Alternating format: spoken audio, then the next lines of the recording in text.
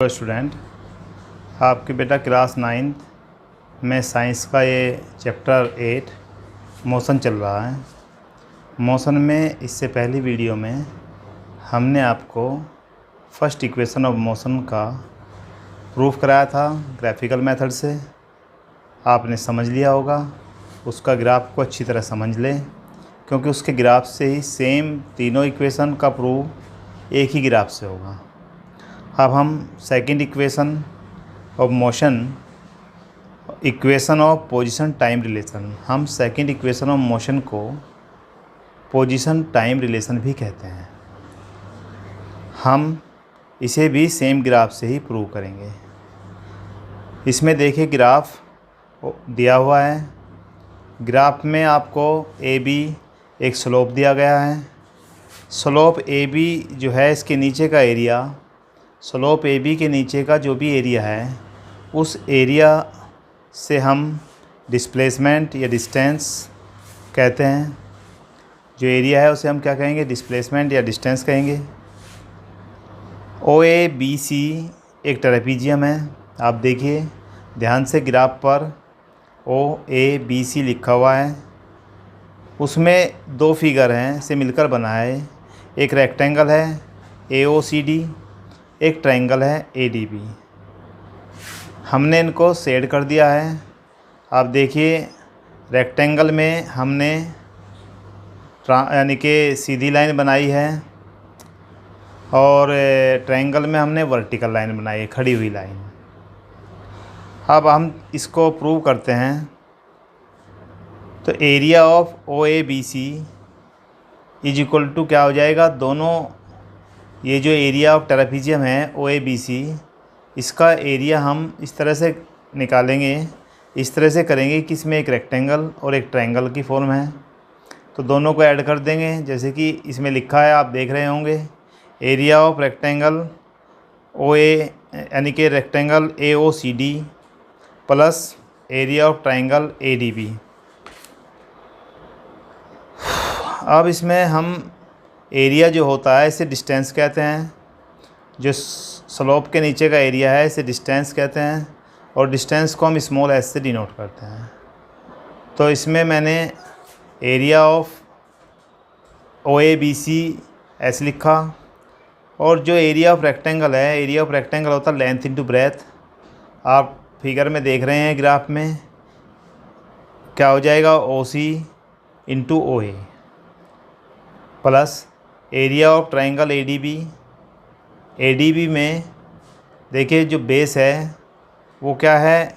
ए D, और जो vertical line है उसको हम बोलते हैं एल्टीट्यूड। तो एरिया ऑफ ट्रायंगल होता है राइट ट्रायंगल के लिए 1/बेस इंटू एल्टीट्यूड। अब बेटा area of triangle A D B के स्थान पर मैंने क्या लिखा है? 1/2 A D into B D.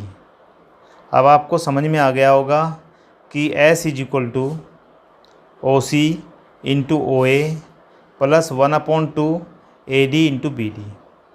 यहाँ पर हम बी डी को इस पर, बी सी जो लाइन है, बी से लेकर सी तक की लाइन को देखिए, बी सी को हम लिख सकते हैं B D plus D C, क्योंकि हमें बी डी की आवश्यकता है। तो इसमें से हम बी डी को निकाला, हम सी डी को बी सी के पास ले जाएं। जब ये उधर जाएगा तो प्लस का माइनस हो जाएगा, यानी कि B C minus C D is equal to B D हो जाएगा। अब आपकी जो इक्वेशन फर्स्ट है वो क्या है? S is equal to O C into O A plus 1/2 A D into B D. अब बी डी के प्लेस पर हम, बी डी के स्थान पर हम क्या रख दें? B C minus C D, इसके स्थान पर पुट कर दिया। अब हमारी नई इक्वेशन जो बन जाती है उसे देखिए आप, S is equal to O C into O A plus 1/2 A D, और ब्रैकेट में लिखा है हमने B C minus C D. अब आप देख रहे होंगे ये इक्वेशन हमारी कुछ नहीं है, इसमें बहुत थोड़ा सा ध्यान देना है। केवल एक तो हमें ध्यान देना है कि बी डी हमने किस प्रकार से लिखा, बस अभी तक यही ध्यान देना था, और area of O A B C को हमने किस प्रकार से लिखा। अब आप देख रहे हैं ए डी ओ सी के बराबर है, और ओ सी क्या है? टाइम है। तो ए डी तो क्या हो जाएगा? टाइम हो जाएगा, टी हो जाएगा। ए डी के स्थान पर हम स्मॉल टी लिख देंगे।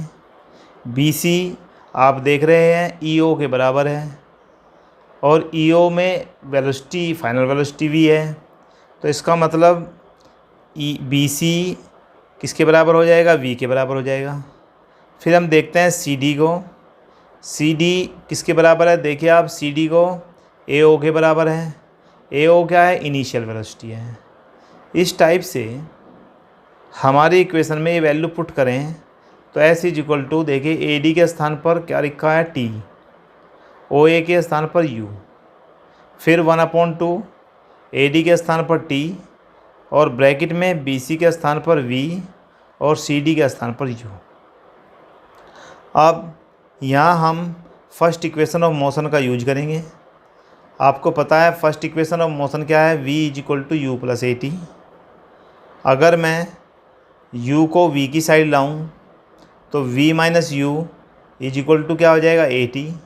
आप देखिए इक्वेशन जो थी s is equal to t into u plus 1/2 t, और ब्रैकेट में v माइनस यू था, तो v माइनस यू के स्थान पर हम क्या रख, ये 2-3 बात ही ध्यान रखनी है। v माइनस यू के स्थान पर क्या रख दें हम, ए टी। इस टाइप से इक्वेशन हमारी बन जाती है s is equal to u t plus 1/2 t और ब्रैकेट में ए टी। यदि हम t के अंदर मल्टीप्लाई कर दें तो इक्वेशन बन जाती हैं s is equal to u t plus 1/2 a t square. यहाँ यही सेकंड इक्वेशन ऑफ मोशन का प्रूव है। इसको हम पोजीशन टाइम रिलेशन भी कहते हैं। एग्ज़ाम में यदि आ जाता है आप प्रूव कीजिए पोजीशन टाइम रिलेशन, तो आप सेकंड इक्वेशन ऑफ मोशन को ही प्रूव करेंगे, और ये वेरी इंपॉर्टेंट है न्यूमेरिकल के लिए भी और एग्ज़ाम में आने के हिसाब से भी। ये हमारी second equation of motion easily prove हो गई। इसमें हमें 3 बातों का ध्यान रखना है शुरू से लेकर आखिर तक।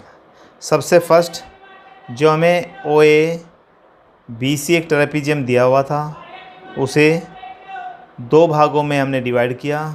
एक रेक्टेंगल में मैंने लाइन ट्रांसवर्सल बनाई और ट्रायंगल में वर्टिकल लाइन बनाई। एक ट्रायंगल और एक रेक्टेंगल की फॉर्म में लिखा है। फिर दूसरा बी डी को मैंने B C minus C D लिखा है, 2 बात हो गई। तीसरे नंबर पर हमें फर्स्ट इक्वेशन ऑफ मोशन को किस टाइप से यूज करना है, जैसे कि वो v is equal to u plus a t थी, हमने v minus u is equal to a t, यानी कि v माइनस यू हमारे पास था, उसके स्थान पर हमने क्या रखा, ए टी। इस टाइप से हमारी second equation of motion s is equal to u t plus half a t square का डेरिवेशन ग्राफिकल मेथड से हो गया। इसमें स्मॉल s क्या है, डिस्टेंस, u क्या है, initial velocity, small t time, और आगे आता है हाफ तो हाफ होता ही है, a क्या है, एक्सीलरेशन, और t क्या है, टाइम। अब हम नेक्स्ट पेज पर थर्ड इक्वेशन ऑफ मोशन का प्रूव ग्राफिकली करते हैं। उसके लिए भी यही एक डायग्राम बनेगा, यही ग्राफ बनेगा, और थर्ड इक्वेशन ऑफ मोशन को हम पोजीशन वेलोसिटी रिलेशन कहते हैं।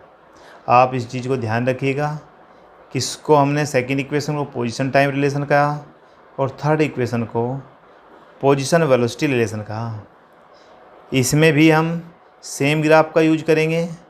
जैसा बताया गया था कि एरिया अंडर स्लोप किसके बराबर होता है, डिस्प्लेसमेंट, तो सेम टाइप से एरिया अंडर स्लोप को हम लिख सकते हैं डिस्प्लेसमेंट, और ये एरिया अंडर स्लोप क्या हो जाएगा, area of O A B C. अब एरिया ऑफ ट्रेपेजियम के लिए, जो ट्रेपेजियम ओ ए बी सी दिया गया है, आप इसे ध्यान से देखिए। सेकंड इक्वेशन में हमने एरिया ऑफ ट्रेपेजियम को 2 भागों में तो डिवाइड किया था, एक रेक्टेंगल और ट्रायंगल। यहाँ पे ऐसा नहीं करेंगे, यहाँ पे हम सीधा ट्रेपेजियम ही लेंगे। अब ट्रेपेजियम में आपको 2 पैरेलल लाइन दिख रही होगी, ओ ए एंड बी सी, दोनों लाइन क्या है, पैरेलल है। अब एरिया ऑफ ट्रेपेजियम का फॉर्मूला होता है 1/2 sum of parallel side into altitude. Altitude का मीन्स साइड के पैरेलल साइड के बीच का डिस्टेंस। एल्टीट्यूड का मीन्स होता है पैरेलल साइड के बीच का डिस्टेंस। अब आपकी पैरेलल साइड कौन सी है? ओ ए एंड बी सी। तब एल्टीट्यूड क्या होगा? ओ सी। अब हम वही फॉर्मूला है हमारे पास, area of trapezium equal to sum of parallel side 1/2 into sum of parallel side into altitude. हम देखिए जहाँ एरिया लिखा है वहाँ पर स्मॉल एस लिखेंगे, इज इक्वल टू 1/2 पैरेलल साइडों का सम कर देंगे B C plus O A into हमारी डिस्टेंस क्या थी, एल्टीट्यूड क्या था, ओ सी। अब आगे चलते हैं। B C equal to O E है ये है फाइनल वेलोसिटी, ओ ए क्या है, इनिशियल वेलोसिटी, ओ सी क्या है, टाइम। अब बी सी के स्थान पर वी रखेंगे क्योंकि ये क्या है, फाइनल वेलोसिटी, और ओ ए के स्थान पर क्या रखा, यू, ओ सी के स्थान पर क्या रखा, टी। अब हम फिर यहाँ पर फर्स्ट इक्वेशन ऑफ मोशन का यूज करेंगे। देखो सेकंड में भी फर्स्ट इक्वेशन ऑफ मोशन का यूज किया है और थर्ड में भी फर्स्ट इक्वेशन ऑफ मोशन का यूज किया है। फर्स्ट इक्वेशन ऑफ मोशन क्या है, v is equal to u plus a t. यहाँ पर हम v is equal to u plus a t में u को v के पास ले आएँ तो क्या बन जाएगा, v माइनस यू, और a भी नीचे आ जाएगा। तो इस प्रकार से v minus u upon a is equal to t हो जाएगा। अब t की वैल्यू हम इक्वेशन फर्स्ट में रख दें। फर्स्ट इक्वेशन आपके पास है s is equal to 1/2 v plus u into t. T के स्थान पर हम क्या रख दें, v minus u upon a. अब हमारी इक्वेशन बन जाती है s is equal to 1/2 v plus u into v minus u upon a. अब बेटा ऊपर वालों की मल्टीप्लाई कर लें, 1 v plus u v minus u, तो ऊपर आ जाएगा v plus u into v minus u और नीचे आ जाएगा 2a। अब हमें एक अलजेब्रा की आइडेंटिटी है a plus b into a minus b, तो आप तुरंत समझ गए होंगे कि a square minus b square होता है। अब हम v plus u and v minus u के स्थान पर क्या रखें, v square minus u square upon 2a, यानी कि हमारी इक्वेशन अब बन गई s is equal to v square minus u square upon 2a की मल्टीप्लाई हम s से कर दें तो हमारी इक्वेशन बन जाएगी 2as equal to v square minus u square. और हम इसको इस टाइप से भी लिख सकते हैं, v square is equal to u square plus 2as, यानी कि ये हमारा थर्ड इक्वेशन ऑफ मोशन का प्रूव हो गया। किससे, ग्राफिकल मेथड से। इसको हम पोजीशन वेलोसिटी रिलेशन भी बोलते हैं। अब इसमें हमें क्या क्या ध्यान रखना है, जैसे हमने सेकंड में बताया था, इसमें भी हमें ध्यान रखना है। इसमें हमें सीधा ओ ए बी सी का जो एरिया निकालेंगे वो सीधा ट्रेपेजियम से निकालेंगे। ट्रेपेजियम में पैरेलल साइड कौन कौन सी है, पैरेलल साइड आपको पता है बी सी और ओ ए है, और एल्टीट्यूड क्या है, ओ सी है। अब हम इसमें फर्स्ट इक्वेशन का यूज किया हमने, v is equal to u plus a t था, यहाँ से हमने t की वैल्यू निकाली v minus u upon a और उसको हमने इक्वेशन में पुट कर दिया। इस टाइप से एक आइडेंटिटी इसमें यूज हुई है, a प्लस बी और a माइनस बी, और हमारा वो बन गया a square minus b square. ये हमारा थर्ड इक्वेशन ऑफ मोशन का प्रूव हो गया। अब लास्ट टॉपिक बचा है इसमें, डिस्टेंस और speed of a circular path. यानी कि आप देखिए एक सर्किल है, बहुत बड़ा सर्किल बना लीजिए, उस सर्किल पे हम चलते हैं, एक पॉइंट उस पे कहीं भी उसका सेंटर है, और सेंटर ओ से सर्किल की जो बाहर की बाउंड्री होती है उस बाउंड्री तक के स्थान को, उस बाउंड्री तक की डिस्टेंस को हम रेडियस बोलते हैं, और रेडियस को स्मॉल आर लिखा गया। एक सर्किल आपको दिखाया गया है, इस सर्किल पर सेंटर ओ है और रेडियस आर है। जहाँ पर रेडियस ने टच किया है, यदि हम वहाँ पर देखें कोई ऑब्जेक्ट सर्कुलर पाथ पर मूव कर रहा है, तो हम डिस्टेंस एंड स्पीड कैसे मेजर करेंगे उसके बारे में यहाँ पर बात करते हैं। आपके सामने एक सर्कुलर पाथ दिखाया गया है, इसका रेडियस स्मॉल आर है। अब हम देखते हैं कि आउटर पाथ को आउटर पाथ क्या है, इसको हम क्या कहते हैं। आउटर पाथ जो है इसको हम सरकमफ्रेंस कहते हैं। सरकमफ्रेंस सर्कल की अगर हम सर्कमफ्रेंस निकालें तो वह होता है 2πr।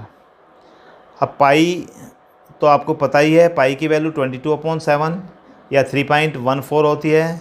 यदि पाई की वैल्यू दी हुई है तो वो रखेंगे, अदरवाइज़ पाई के स्थान पर 22/7 रखेंगे। अब डिस्टेंस हमारे पास कितना हो गया 2πr। यानी कि यदि हमें इसका पूरा एक चक्कर लगाना है और हमसे डिस्टेंस पूछ लिया जाता है तो वह डिस्टेंस कितना हो जाएगा 2πr।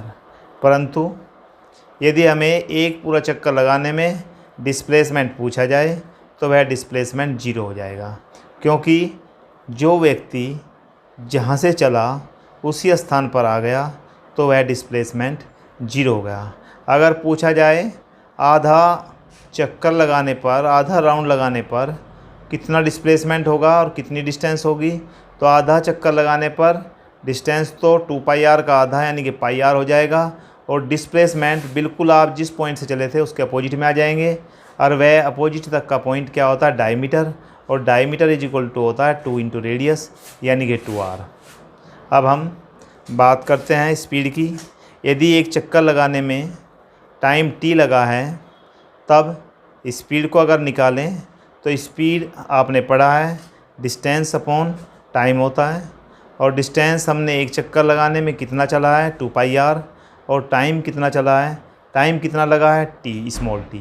तो इस तरह से स्पीड इज इक्वल टू क्या हो जाएगा 2πr/t। इस तरह चैप्टर की थ्योरी कंप्लीट हो गई है। आप चैप्टर को अच्छी तरह एक एक कंसेप्ट को क्लियर कीजिए, एक एक कंसेप्ट को पढ़िए। अब नेक्स्ट वीडियो में हम आपको न्यूमेरिकल कराएंगे। Thank you.